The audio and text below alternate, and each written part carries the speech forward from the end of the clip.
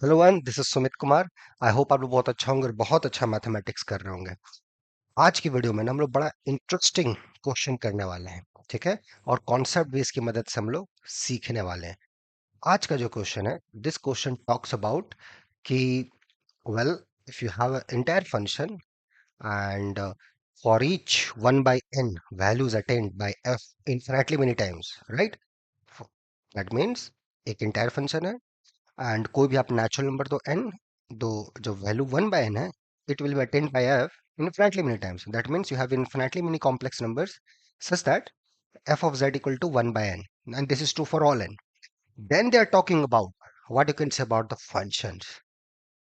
मतलब इस फंक्शन का कोई जीरोस है या जो वैल्यू अटेंड हो रहा है 1 बाय के इन्फिनेटली मेनी टाइम्स, वो जो सेट है वो बाउंडेड है या अनबाउंडेड है। What you can say about the functions and so fourth. बहुत ही इंटरेस्टिंग प्रॉब्लम है।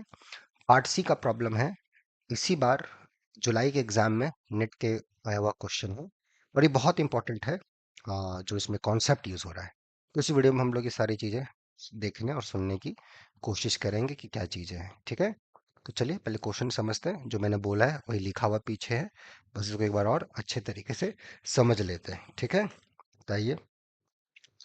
तो थोड़ा सा आप ध्यान देंगे तो या देखिए, आपको दे दिया गया है f as an entire function such that, जो मैंने बोला, for all k there exist an infinite set x k such that fz equal to 1 by k। So fz equal to 1 by k is attained for infinitely many complex number for each k. तो पूछा जा रहा है कि कौन सा statement necessarily true होगा। There exist an infinite subset k such that fz equal to 0।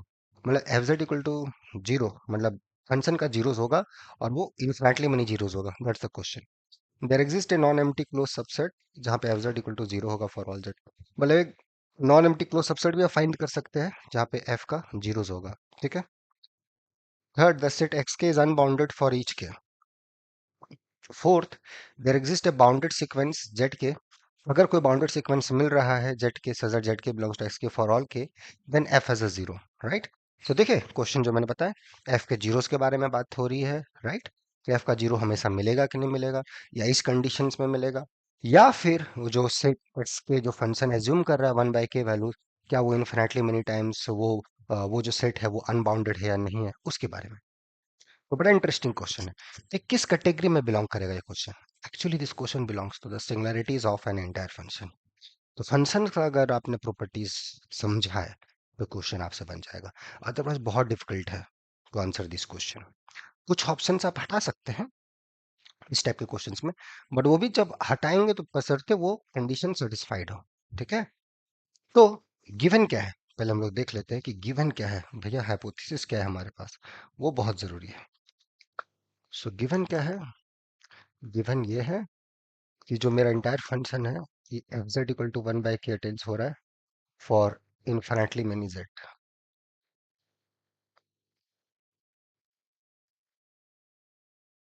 For all k. So this means ये जो एक्स के सेट है, right, so basically f inverse of 1 by k है। और ये set बोल रहा है कि ये सेट आपका इनफाइनाइट है फॉर ऑल के। तो इसके बेसिस पे सारे क्वेश्चंस पूछे जा रहे हैं। क्या यहाँ से एफ का जीरोस होगा, क्या किसी पॉइंट पर एफ जीरो होगा या नहीं होगा, ये पूछा जा रहा है। कितने जीरोस होंगे, इनफाइनाइट होंगे या क्लोज सेट का जीरोस होगा। दूसरा जो पूछा जा रहा है यहाँ से, वो ये पूछा जा रहा है कि ठीक है, ये सेट आपका अनबाउंडेड है क्या। और बोला जा रहा है कि तीसरा फोर्थ क्वेश्चन पूछा जा रहा है कि अगर जेड के आप एक्स के से लेते हैं और ये सारे सीक्वेंसेस अगर बाउंडेड हैं, does it imply f has a zero, ये पूछा जा रहा है। कैसे अप्रोच करोगे इस टाइप के क्वेश्चंस को, राइट? क्या थॉट प्रोसेस हो, है ना? ये जो क्वेश्चन था उसको हमने यहाँ पर इस चीज में समराइज किया, कैसे अप्रोच करोगे। ठीक है। तो चलो, सॉल्यूशन, हाउ टू अप्रोच, कैसे सोचा। ठीक है। तो just recall this basic facts. Recall the basic fact. If f is entire, ठीक है, और z इक्वल टू इन्फिनिटी अगर non isolated singularity, non z equal to infinity अगर नॉन इसेंशियल सिंगुलरिटी होता है, तो फंक्शन कांस्टेंट या पॉलिनोमियल हो जाता है।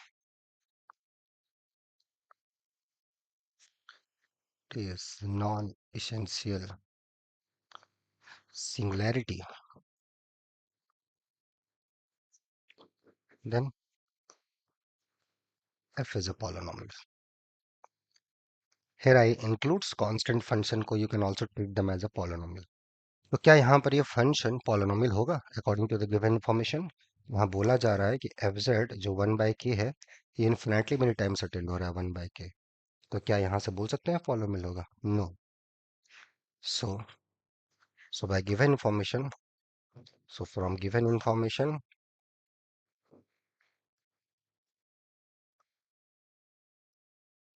f is not a polynomial.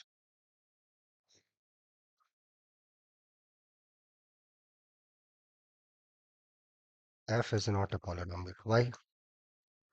By given information why f is not a polynomial? ठीक है, ये आपको बताना है। बाय गिवन इंफॉर्मेशन ये पॉलिनोमियल क्यों नहीं हो रहा है भाई? क्या प्रॉब्लम है, क्यों नहीं पॉलिनोमियल हो रहा है? तो ये आप सोचिए why and how। ठीक है, hence z equal to infinity, this is an essential singularity। ठीक है, ये essential singularity हो गया। सो essential singularity हो गया, तो जो रेंज सेट होगा ना, जो रेंज सेट होगा कॉम्प्लेक्स प्लेन का, वो कॉम्प्लेक्स प्लेन और complex plane minus one point, कोई भी एक पॉइंट होगा, दोनों में से कोई एक होगा। ऐसा हो सकता है कि जीरो। तो कोई इन्फिनिट सिंगुलरिटी वाला पार्ट आप बता दें, कोई एक बता दें फंक्शन। तो फॉर एग्जांपल जैसे आप ले लें f z equal to e z ले लें, ई जेड ले लें। It assumes all complex values infinitely many times, each come except zero. तो इसका जो रेंज सेट है ये c minus zero, and it assumes each value infinitely many times. ठीक है, in particular f of z अगर आप 1/k के लिए भी लुक कर रहे हैं तो you get attend right. EZ यहाँ पे लॉगरिथम बेस के, you can take that z equal to log of 1/k and add that principal part 2 pi I and all that. So this so this is attent, clear है right? So you can take that so called z, you can take right 2 pi I plus log of 1/k, take this, not an issue। a का value 2 pi 1 and then this is the, so ऐसे। पर ये हमने एक exponential दिया, in fact जो भी function जिसका इन्फिनिटी इसेंशियल सिंगुलरिटी हो रहा है 1/k विल बी टेंट। कोई एक वैल्यू छूट सकता है, कोई एक वैल्यू छूट सकता है, तो इसका मतलब हो गया जो भी वैल्यू छूट रहा हो, अगर छूट सकता है तो, नहीं तो बल्ले बल्ले अपनी, राइट। सो एक एग्जांपल हमने दिया कि देखिए कुछ ऐसे फंक्शंस हैं। तो ऐसा अगर आपने लिया है तो क्या इसका कोई जीरोस है? बिल्कुल नहीं है भैया, दूर दूर तक नहीं है। And f of z not equal to zero. तो ये बोल रहा है कि एफ का जीरोस होगा क्या? There is an infinite set f z equal to zero, no. आपने फंक्शन ले लिया f z equal to e z, satisfying that hypothesis. This कैसे सोचा गया, कैसे सोचा गया, राइट। तो जो हमने लिया कि एसेंशियल सिंगुलरिटी, उस कंडीशन दिस हाइपोथेसिस प्रूव्ड कर दिया कि z equal to infinity essential singularity है। इंटायर दिया हुआ ना, देखिए इंटायर फंक्शन दिया हुआ है। इस हाइपोथेसिस से पता चल गया कि z equal to infinity essential singularity, तो हर वैल्यू इन्फिनिटी टाइम्स अटेंड होगा, वो अटेंड हो रहा है। तो जीरो अटेंड होगा गारंटी नहीं है, है ना, right, by great Picard's theorem. Anyway, so there exists a non-empty closed subset जहाँ पे f z equal to zero, not necessary। So this is the counter। ये भी एग्जाम्पल अब कब लेंगे, जब चीजों को क्लियर होगा, राइट। ठीक है, गुड है। Now x k is unbounded, या there exist a sequence z k such that z k belongs to this, then f has a zero. अच्छा, चलिए इसको देखते हैं। यह फोर्थ नंबर अगर देख लेते हैं, अगर जेड के कोई सीक्वेंस मिल गया, जेड के एक्स के से ले रो for all k, and this sequence is bounded. तो बाउंडेड सीक्वेंस का क्या रिलेशन होता है? Every bounded sequence has a convergent subsequence, right. So without loss of generality, without loss of generality assume the sequence is convergent. ठीक है, so by passing to subsequence, passing to subsequence, assume zk converges to z naught. So because f is entire z naught, f of zk का value 1 by k है, f of z naught, but 1 by zk तो zero पे जा रहा है, तो by uniqueness of limit f of z naught equal to zero, f of z naught आपका zero हो गया, ठीक है. So your function, if there exists a bounded sequence, बोल रहा है if then zk then f has a zero, yes, fourth option is correct. Fourth option हमारा correct निकला, देख लीजिए आपके सामने प्रूफ के साथ. Okay. Now fourth option, third option, x k is unbounded for each k. Fourth option कैसे true हुआ? यहाँ पे देखिए लिखा हुआ इफ देयर एग्जिस्ट, अगर हमें दे रहे हो, अगर आप हमें एक बाउंडेड सीक्वेंस दे रहे हो जहां पे कि उसका जो केथ टर्म है वो एक्स के से आ रहा है, एक्स के पे क्या सेटिस्फाई रहा है? 1 by k. A bounded sequence in complex number क्या होता है? We have Weierstrass theorem. Every bounded sequence has a convergent subsequence. So you can one corner subsequence, वही subsequence उठा लो, उस पे काम करो, 1 by n के काम करो, अगर 1 by n के वहां पार्ट मिलेगा. That goes to zero because n के goes to infinity. जैसे समझ में आया तो हमने विराल जनरलिटी मान लिया कि जो मेरा सीक्वेंस है जेड के वो कन्वर्जेंट है, नहीं तो उसके सबसीक्वेंस पे काम कीजिए आप. Bounded sequence has a convergent subsequence. So use that to get the answer, fourth option. ठीक. थर्ड ऑप्शन पाइए, x k should be unbounded. क्यों भाई? अगर बाउंडेड होगा, कोई एक एक्स के अनबाउंड बाउंडेड हो गया तो क्या प्रॉब्लम आएगा हमारी लाइफ में? चलिए देख लेते हैं.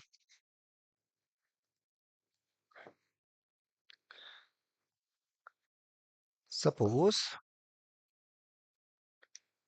एक्स के इज बाउंडेड, इसको हमको अनबाउंडेड प्रूफ करना था. मान लेते हैं कि ये बाउंडेड है फॉर सम के. वेल, इतना मानने से क्या दिक्कत होगा ना? Since x k is infinite, ये इनफाइनाइट आपने दिया है, प्लस बाउंडेड हमने मान लिया, तो by Bolzano Weierstrass theorem complex plane में it has a limit point, right? So z not belongs to x k dash, इसका एक लिमिट पॉइंट मिलेगा, ठीक है, by Bolzano Weierstrass theorem. So there exist, so by this there exists a sequence, so you can get xn belongs to xk such that this xn converges to z naught, right? And terms are distinct, and terms are distinct. ये होता है ना, अगर किसी set का limit point होता है तो you can extract a sequence from that set whose terms are distinct and converges to that. So this is there. So there is a sequence this and this. ठीक है, such that this and this happen. So okay, ज़्यादा अच्छा से लिखे. So there is a sequence xn in this such that this is there. Okay, so this imply f of xn equal to yes, so by continuity f of xn converges to f of z. Bounded दिया है तो this. Now अब एक चीज देखो कि f of xn, ये x के सारा यहाँ पर वैल्यू 1 by k हो रहा है फॉर ऑल एन, ये कांस्टेंट टर्म है, ये एक कांस्टेंट सीक्वेंस है, ये f z नॉट पे जा रहा है, सो f of z नॉट पे भी चला गया.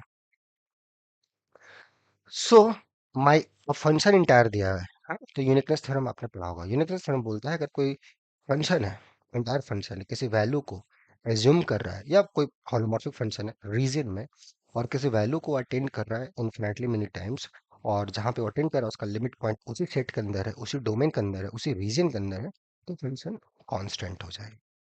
सो by uniqueness theorem, so just apply uniqueness theorem. So by uniqueness theorem, f is identically 1 by k. How? सी ये सब गैप्स थोड़ा फिलअप कीजिए, ठीक है. एग्जाम आप लोग देने जा रहे हैं, जस्ट टू टू, ठीक है. आप ही का फायदा होगा, आप ही से बात कर रहा हूँ, आप ही का फायदा होगा. जस्ट वर्क ऑन इट, ठीक है.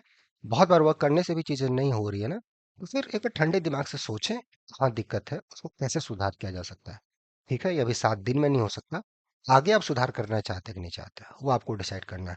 उसमें अगर सपोर्ट गाइडेंस की जरूरत हो, ठीक है, आप जुड़ सकते हैं। यहाँ पे रेगुलर बैचेस उसके चलते हैं। नेट जून के लिए भी स्टार्ट हुआ है, आप उसमें जुड़ सकते हैं, या आईसीआई के देने जा रहे हैं उसके लिए जुड़ सकते हैं। मेल आईडी आपको लगा होगा। चीजें कनेक्ट होनी चाहिए, है ना। अब इतना लिखने के बाद अगर चीजों को नहीं समझ पा रहे हैं तो आपको थ्योरेटिकली दिक्कत है, उस पर थोड़ा काम करें, जरूर अच्छा होता है। ठीक है, ओके, पॉजिटिव रहे। So this equal to this leads contradiction to the given hypothesis. अगर ये फंक्शन हो गया, क्यों कंट्राडिक्शन मिला, तो फिर कभी भी एफ जेड 1/k+1 नहीं होगा। आपने बोला था 1/k+1 का वैल्यू है, कभी नहीं होगा, क्योंकि फंक्शन तो कांस्टेंट आ गया। कांस्टेंट वैल्यू तो बाकी वैल्यू कैसे जूम करेगा interval. So this leads contradiction, hence our assumption is wrong.